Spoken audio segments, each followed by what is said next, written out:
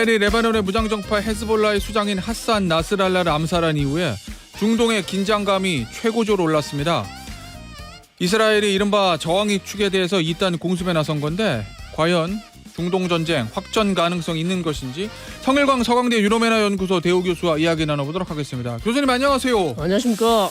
자, 이 헤즈볼라의 지도자였던 하산 나스랄라 이 사람이 이스라엘의 폭격으로 사망을 했는데 이 나스랄라라는 사람은 어떤 사람입니까? 얼굴이죠. 얼굴. 상징. 네, 헤즈볼라의 그냥 헤즈볼라 자체다. 그래요? 네, 그만큼 영향력이 컸던 인물이고 예. 사무총장직이 사실상 헤즈볼라의 가장 높은 직이거든요. 세크리터리 제너럴인데 1992년 임명이 됐습니다. 전임 사무총장이 이스라엘 암살로 사망하고 본인이 됐고요. 올해 92년부터 해서 올해 32년 정도 되죠. 예. 32년간 헤즈볼라를 이끌어왔고 예. 특히 뭐 그냥 이끌었다기보다는 카리스마가 있고요. 예. 특히 아랍 지도자들은 특히 이런 지도자들은 연설을 잘해야 돼요. 아, 그래요? 예. 왜냐하면 연설로서 메시지를 전달하거든요. 아무래도 종교적인 의미도 좀 있고 그래서 네. 그렇죠. 예. 그리고 대부분 또 시아파의 헤즈볼라들은 지도자들이 그 신학교 출신이에요. 이슬람 신학교, 시아파 이슬람 신학교 출신들이 많아요. 그러니까 거의 뭐 성직자라고 보시면 돼요. 예. 물론 이스라엘은 성직자라는 제도가 없습니다만 예. 어쨌든 그래서 아랍어로 연설을 잘해야 자기 지지자들도 좋아하고 그다음 전 아랍권에도 상당히 이제 메시지를 줄 수 있는 사람인데 카리스마 있었고 연설 잘했고요. 그다음에 이스라엘과의 어떤 소모전을 잘했어요. 이스라엘이 1982년 레바논 전쟁 이후에 레바논 남부에 철수하지 않고 거주하고 주둔하고 있었는데 헤즈볼라가 계속 괴롭혔어요. 그래서 매일 저녁마다 오늘은 남부 지방 누가 죽었다, 군인 누가 죽었다, 몇 명 죽었다는 게 이스라엘 뉴스가 계속 나오고 있었는데 결국 이스라엘이 2000년에 헤즈볼라와의 이런 저항에 부딪혀서 철수를 하게 됩니다. 그러니까 이스라엘을 자기 땅에서 레바논 남부에서 몰아냈다는 거죠. 그럼 얼마나 큰 성과라고 생각하겠습니까? 헤즈볼라 입장에서 그렇겠네요. 그렇죠. 이게 이제 하산 나스랄라가 해낸 거죠. 예. 그리고 2006년에는 또 제2차 레바논 전쟁이라 그래서 이스라엘과 헤즈볼라의 전쟁을 했는데 여기도 예상한 것보다는 훨씬 잘 싸워졌어요. 헤즈볼라. 그때 뭐 이스라엘의 실질적인 뭐 패배다 뭐 이런 보도도 있던데. 본인들의 주장이고요. 이스라엘은 당연히 아니라 그러겠죠. 그래서 그때 한 120명 민간인하고 군인이 이스라엘 측에 사망했어요. 대단히 큰 피해였습니다. 그래서 그것도 자기들이 승리했다고 했던. 그러니까 본인이 다 진두지휘했단 말이죠. 그만큼 카리스마가 있는 인물이죠. 자, 그럼 그만큼 이제 이스라엘 입장에서 보면은 눈에 가시였을 건데 이번에 암살을 했습니다. 자, 로이터 통신 보도 보니까 어느 때보다 헤즈볼라가 큰 도전에 직면해 있다. 뭐 이렇게 얘기하더라고요. 이러면 이게 이제 하산 나스랄라뿐만 아니라 군 지휘관들이 전부 다 뭐 제거가 됐다. 이스라엘 표현으로 하면 뭐 그렇게 보도가 되는데 그럼 이제 헤즈볼라는 괴멸적인 타격을 입은 겁니까? 조직 재건이 불가능해요? 거의 괴멸 수준이다. 아, 그래요? 네. 병력은 남아 있을 거 아니에요? 병력은 남아 있죠. 병력은 뭐 7만 8만 더 많게는 10만 정도 됩니다. 뭐 미사일이나 로켓판 20만 개 있다는 거고. 그렇죠. 그런데 이제 지휘부가 거의 사라졌고요. 예. 그래서 제가 뭐 거의다 그랬기 때문에 재건될 수 있죠. 이제 여기서 잘 버티면 이 국면에서 잘 버티면 재건될 수 있는데 현재로서는 대단히 역사상 초유의 거의 뭐 괴멸 수준으로 당했다. 그래서 상당히 지금 보복 공격도 체계적이지 못하고 그냥 산발적으로 쏘고 있고요. 사실 텔아비브나 이스라엘 중부를 공격할 수 있는 어마어마한 4,500발 이상의 뭐 로켓과 미사일이 있거든요. 근데 전혀 지금 많이 쏘지를 않고 있어요. 그 이유는 지휘부가 없어서 결정을 못하는 건지 아니면 이란이 또 전면전을 가는 것을 막기 위해서 그러는 건지 정확하게 지금 파악이 안 됩니다. 그래서 시간을 갖고 조금 지켜봐야 될 것 같습니다. 오늘 기사 보니까 스파이를 심어서 18년 동안 준비를 하고 그리고 이번에 정확하게 어느 위치에서 지휘관 누구 모여서 몇 시에 하는지 정확하게 알고 거기를 벙커버스터로 2초 간격으로 한 5분 동안 100개를 투하했다는 거잖아요. 이스라엘 정보력이 이 정도로 막강합니까? 이미 나스랄라 전에 헤즈볼라의 지휘부가 다 죽었잖아요. 그렇죠. 뭐 삐삐 공격도 있었고. 10명 이상 정도의 헤즈볼라 지휘부가 다 암살됐기 때문에 사실상 헤즈볼라가 이용하고 있는 내부 통신망이 다 털렸다. 그렇다고 봐야죠. 근데 이제 나스랄라도 본인이 털릴 줄 암살될 수도 있다는 걸 알았겠죠.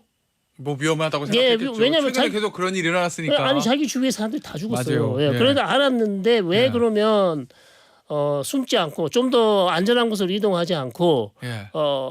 레바논 베이루트 남부에 거기서 회의를 했는가? 이것은 자신감이라고 봅니다. 저는 이전에 충분히 이스라엘이 암살할 수 있었는데 예.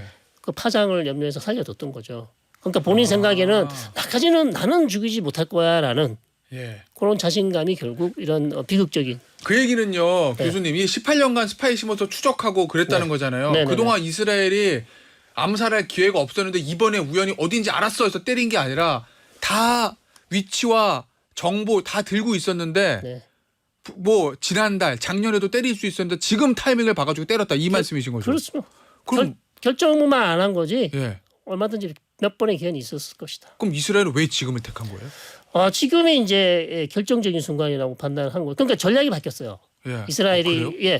그러니까 삐삐 폭탄을 계기로 이스라엘이 헤즈볼라에 대한 전략이 바뀌었어요. 제거 쪽으로 가나 보죠. 전체 괴멸 쪽으로 간 거죠. 왜냐하면 삐삐 전까지는 작년 10월부터 계속해서 이스라엘과 헤즈볼라가 정강도 전쟁을 해왔잖아요. 예. 그냥 치고받고 잼만 날리던 수준이었어요. 맞아요. 네가 한 대 때리고 나도 한 대 때리고. 예. 그러나 우리는 완전히 훅을 날린다거나 완전히 밀어버리지는 않겠다. 어허.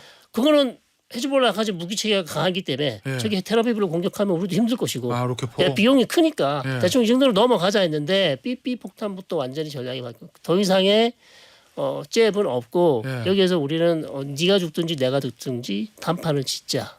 그러면 예. 이스라엘 네타냐후 생각은 예.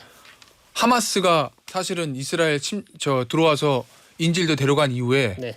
이거를 빌미로 해서 이거를 기회로 해서 네. 하마스뿐만 아니라 헤즈볼라까지 완전히 정리한다. 그렇죠. 근데 예. 주의하셔야 될 점이 이스라엘이 헤즈볼라를 먼저 공격하지 않았어요. 이번에는 예. 10월 7일 날 하마스가 가자지구를 공격했고 예. 헤즈볼라가 하마스를 돕겠다고 먼저 공격했어요. 물론 예. 이전에도 많이 교전이 있었지만 예. 이번 상황에서는 그러니까 이거는 예. 사실 뭐 이스라엘로서는 그리고 매번 경고를 했습니다. 하지 마라. 예. 이거는 가자 뭐 우리 하마스하고 우리 문제는 네가 왜 개입하냐. 예. 근데 뭐 헤즈볼라가 나사랄라가 말을 듣지 않았다. 예. 그런 측면이 분명히 있다는 것이죠. 이스라엘 입장에서는 하마스도 이스라엘을 먼저 공격한 거고 이번 판에서는 네. 헤즈볼라도 또 먼저 공격한 거니까 얼마든지 대응 차원에서 그렇습니다. 뭐 명분이 있다 이 얘기잖아요. 상황도 이스라엘 여론도 안 좋았어요. 왜냐하면 레바논하고 이스라엘 국경에 7만 명의 이스라엘 주민이 1년 동안 집에 가지 못하고 그렇죠. 중부 지방으로 대피 있었습니다. 예. 이런 측면이 또 있습니다. 이 앞서 이제 괴멸된 건 맞는데 헤즈볼라가 제거는 가능하다 뭐 이렇게 말씀하셨잖아요. 지금 저 외신 보도 보니까 이스라엘이 이제 지상군을 레바논과의 국경선에 배치했다고 하거든요. 그럼 이 상황이면 이스라엘에 지상군 투입할 가능성이 있습니까? 있습니다. 그래요? 저는 뭐 절반 이상이 된다고. 레바논 국경 넘어가지고 네, 베이루트까지 진격한다고. 베이루트까지는 안 가죠. 그래요? 베이루트까지 간 적은 없습니다. 한 번도. 그래요? 예. 82년 헤즈볼라는 일종의 레바논 반군이니까. 그렇죠. 예. 베이루트까지는 안 가는데 이스라엘이 시상군을 넣으려 하는 이유는 예. 그 레바논 국경 사이에 땅굴을 하마스처럼 똑같이 파놨어요. 예, 거기 참호에 무기 있죠. 예. 그다음에 로켓 발사대 있죠. 예. 이런 거 제거하지 않으면 로켓이 계속 날아올 거란 말이죠. 그렇겠죠. 그러니까 지상군이 이제 들어가도 저는 대규모로 안 들어가고 예. 아주 소규모의 지상군이 들어가서 작전할 가능성이 높다. 그거 그렇게 지상군 투입하면 헤즈볼라가 지금 상황에서 대응이 가능합니까? 지휘부 개멸인데? 지휘부 대멸해도 아직 그 무장 대원들이 있기 때문에 교전이 일어날 수 있죠. 교전은 일어나지만 네. 결과적으로는 밀릴 거로 보세요? 아니면은 밀리겠죠 조금은. 그래요? 이번에는 2006년과는 다른 상황이 예. 될 수 있다. 예. 교수님 결국 이제 이스라엘과 헤즈볼라 이 문제가 이란 때문에 좀 더 걱정하는 거잖아요. 네네. 헤즈볼라를 지원하는 거는 이란이고 네. 뭐 헤즈볼라 뭐 이란 후티 반군 다 뭐 이스라엘 쪽에서 악의 축이다 뭐 이렇게 표현하던데 이란은 어떻게 할 거로 보십니까? 지금 말은 계속 세게 나오거든요. 네. 보복할 것이다. 보복할 네, 것이다. 이란이요. 이란 계속 뜸을 들이고 있죠. 예. 그리고 이미 7월 31일 날 하마스 누구죠? 최고지 이스마일 하니아가 죽었을 때도 예. 보복한다 그래놓고 보복 안 하고 있죠. 그렇죠. 뜸들이고 있습니다. 예. 그러니까 이란은 엄청난 딜레마예요. 왜냐하면 보복을 해야 되는데 예. 새 대통령이 친서방 온건파죠. 핵협상도 하겠다. 이런 상황에서 이거 찬물 끼얹잖아요. 찬물을 끼얹는 일이에요. 예. 만약 여기서 이스라엘하고 다시 단판 뭐 직접 충돌이 난다면 4월처럼 예. 어떻게 이거 추후 담을 수가 없는 상황이 되거든요. 그러니까 아. 고민이 심하죠. 그러나 헤즈볼라는 또 이란이 가장 아끼는 단체란 말이죠. 예. 이거를 그냥 완전히 무너지도록 가만 놔두는 것도 이란 측에서는 이거 말이 안 되고 어. 면이 안 서죠. 예. 그러면 다른 지역에 있는 이란의 대리 조직들이 봤을 때 예. 아니 아버지가 큰 아들이 거의 다 죽어가는데 병원에 데려가지도 않고 약도 안 먹이고 뭐 하냐. 그러니까 면이 안 서요. 예. 그러니까 이러지도 못하고 저러지도 못하고 뭐 하긴 해야 되겠는데 또 중요한 거는 했다가 섣불리 또 이스라엘과 미국의 또 반격을 받을 수 있잖아요. 예. 또 미국이 또 전략 자산을 배치하고 있고 예. 이란이 가장 두려워하는 것은 이번 국면에서 이스라엘이 이란의 핵시설을 때릴 수 있다고 보고 있어요. 그게 가장 지금 두려워요. 지금 이란 입장에서는 이스라엘이 멀리 떨어져 있으니까 지상군 파견은 쉽지 않을 거고. 없습니다. 그럼 미사일 공군력은 저 이스라엘에게 절대적으로 밀리고. 네, 미사일밖에 없죠. 그럼 미사일 잘못 예를 들어서 이스라엘 본토 때렸다가 네. 그걸 비밀로 또 이스라엘이 이란의 핵시설, 네. 뭐 유전 이런 거 때리면 더 피해가 클 수도 있다. 그렇습니다. 정확합니다. 예. 그래요? 네. 그러면 일각에서 파병하겠다 이거 얘기 나오는데 아직은 뭐 일단 정치적인 수사로 보시는 겁니까? 파병을 하겠다 갈 사람 있으면 지원병을 징집해서 예. 보내겠다 그렇습니다. 그러니까 강제로 보내는 게 아니고 갈 사람 있으면 와라. 그럼 우리가 예. 보내줄게 이런 방식. 근데 이것도 뭐 정부 차원에서 한 게 아니고 이란 그런 관리한 사람이 얘기했기 때문에 뭐 어떻게 될지 봐야 되죠. 이스라엘의 속내는 어떻게 보세요? 이란이 들어오길 바라는 거로 보십니까? 아니면은 이스라엘도 이란이란 전면전은 불편한 데입니까? 아니면 그래 이번 기회에 들어와. 그러면 나 핵시설 때릴 거야. 이렇게 보고 있다고 보세요. 이스라엘은 뭐 들어와 주면 좋죠. 역시 예. 확전을 원한다는 네, 거죠. 들어와 주면 좋다. 그러나 이스라엘도 역시 이제 뭐 이란하고 이렇게 직접 대결하는 것 자체가 그렇게 뭐 마실 나가듯이 그냥 스릴 나가서 이런 일이 아니잖아요. 전쟁이라는 게. 그렇죠. 특히 또 뭐 예. 예를 들어 뭐 저 하마스라든지 헤즈볼라 같은 일종의 게릴라 반군이 아니고 정규군이잖아요, 이란은. 그렇죠. 그렇기 때문에 그렇게 뭐 쉽게 결정할 일은 아니지만 그러나 기회가 된다면 이번 기회에 핵시설을 제거하면 좋죠. 이스라엘로서는. 예. 그게 사실 나타냐고 원하는 것이고 계속해서 미국을 전쟁으로 끌어들이고 이란이 오면은 미국의 도움을 받아서 이란의 핵시설을 제거할 수 있다. 이게 뭐 원하진 않지만 때리면 피하진 않겠다 이거군요. 그렇죠. 야. 자, 그러면 결국 이제 미국인데요. 이번에 보니까 미국한테 사전에 우리가 헤즈볼라 때릴 건데 알고 계세요가 아니고 네. 뭐 의논한 게 아니고 거의 뭐 미국을 패싱했다. 사후에 통보했다. 선함살 후통보 이렇게 얘기 나오거든요. 그렇죠. 이미 작전 진행시키고 예. 사후 보고한 거죠. 사전 보고하면 또 욕 먹잖아요. 그래서 막았을 것이다. 예, 막고 뭐 하지 마라 뭐 여러 가지 외교적 문제도 있고. 예. 그러니까 뭐 진행 중에 있습니다. 알고 계십시오. 이 정도 수준이죠. 그럼 이스라엘도 지금 미국 정부의 통제를 벗어났다 이렇게 봐야 되는 건가요? 근데 뭐 이런 중요한 비밀 작전은 예. 뭐 옛날에도 그랬습니다. 이거는 그래요? 미리 알려주기가 힘들죠. 예. 예, 그래서 거의 뭐 사후 보고합니다. 미국 입장은 어때요? 완전히 패싱 당한 거면은 별로 기분이 좋지 않을 것 같은데. 미국은 좀 이제 이 방송 용어 적당한지 모르겠는데 뒷방도 일근이 됐습니다. 바이든은. 아 그래요? 예, 왜냐하면 지금 대선에 안 나가잖아요. 예, 바이든은 그럴 수도 있죠. 그러니까 나타나고 바이든 얘기를 들을 필요가 없어요. 더 이상. 그럼 예. 해리스는 어때요? 해리스는 근데 아직 대통령이 아니잖아요. 예. 그러니까 나타나고 마음대로 하는 거죠. 어찌 보면. 일종의 네타냐후 입장에서는 미국의 권력이 공백 상태다. 예. 그렇기 때문에 나중에 후 통보하고 지금은 내 맘대로 해도 된다. 네, 그리고 시점도 전쟁 타이밍이 보십시오. 너무 좋잖아요. 선거 기간. 예. 예. 그러니까 미국에서도 아무리 나타냐를 목을 조우고 싶지만 선거 캠페인 해야 되고 유대인 자금이 들어와야 되고 이스라엘에 또 안 좋은 얘기하면 또 표 떨어지고 여러 가지 면에서 나타냐로서는 훨씬 좋은 기간이죠. 말씀하신 것 중에서 제일 무시무시한 얘기는 유태인 자금 얘기인데 네, 대선 네. 앞두고. 자 그러면 지금 휴전 협상 진행 중이잖아요. 이거 어떻게 될 거로 보세요? 가자지고요. 예. 안 된다고 봅니다. 저.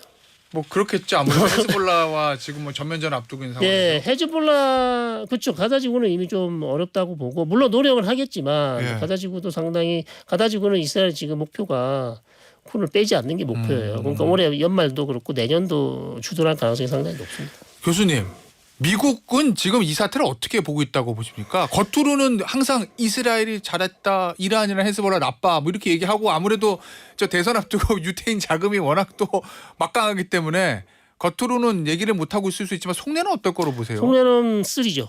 음, 말을 너무 안 들으니까. 이스라엘이요? 예. 예. 더군다나 이제 배은망덕하죠. 배은망덕감, 배신감. 왜? 예. 바이든이 이번처럼 이스라엘을 전폭적으로 지지해 준 적이 없습니다. 역대 미국 대통령 중에 전쟁 그래요? 중에 예루살렘 바로 날아갔잖아요. 예. 그리고 무기, 외교 필요한 거 다 줬어요. 어허. 그러면 그 정도로 해줬으면 네가 예. 몇 가지 내가 요구하는 거는 들어줘야 되는 게 그게 인지상정인지 예. 나타냐고 전혀 뭐 마이웨이입니다. 미국은 지금 여기서 어느 정도 휴전 협상하고 정리하길 바라는 거죠, 그러면? 당연하죠. 그게 미국 민주당한테는 그게 훨씬 유리하죠. 안 그러면 지금 트럼프한테 계속 외교적 실패라고 공격받을 수밖에 없는 상황이에요. 만약에 트럼프 후보가 당선되면 바뀔 거로 보세요? 아니요. 아, 그래요? 네, 트럼프 후보도 나타냐후하고 트럼프 제1기에 얼마나 친했습니까? 예. 지금 나타냐후 트럼프만 대기를 밤새도록 기도하고 있을 거예요. 아, 그래요? 네. 알겠습니다. 아무래도 저 민주당 정부보다는 공화당 정부가 편할 것이다. 강경파인 네타냐후에게는. 알겠습니다. 오늘 인터뷰는 여기서 마무리하도록 하겠습니다. 지금까지 성일광 서강대학 유럽연화 연구소 대우 교수였습니다. 교수님 감사합니다. 고맙습니다.